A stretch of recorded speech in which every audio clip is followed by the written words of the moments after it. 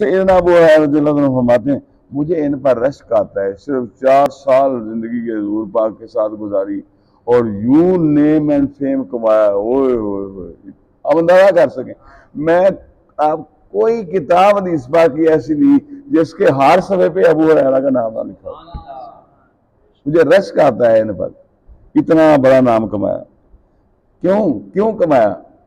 دیکھیں آپ فرماتے ہیں میں اتنا کھاتا تھا کہ جسے کہتے ہیں قوت لا یموت، جس سے آدمی زندہ رہ سکے، جس سے آدمی زندہ رہ سکے۔ اور آپ کو نا بھول جانے کی عادت تھی، وہ آپ سے حضور پاک کی شکایت کر دی، یا رسول اللہ میں تو بھول جاتا ہوں، لوگ کہیں گے حضور پاک کے ساتھ رہتے حدیثیں یاد نہیں، تو حضور پاک میں اپنی چادر پھیلاؤ، اور ایسے یوں کر کے نا، یوں کر کے آپ نے عطا فرمایا 3 دفعہ، اب میں اسے اور لو بولا ہوا بھی یاد آ جائے اللہ، تو فرماتے ہیں اس کے بعد میں کبھی بولا نہیں۔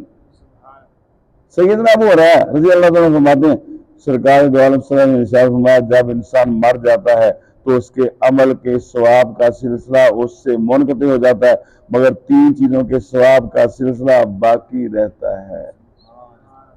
صدقہ جاریہ، نمبر 2 علم جس سے نفع حاصل کیا جائے، صالح اولاد جو مرنے کے بعد اس کے لیے دعا کرے، ان کا عمل یہ جاری رہتا ہے۔ بارک اللہ فیکم، وعلیکم السلام علیکم ورحمۃ اللہ۔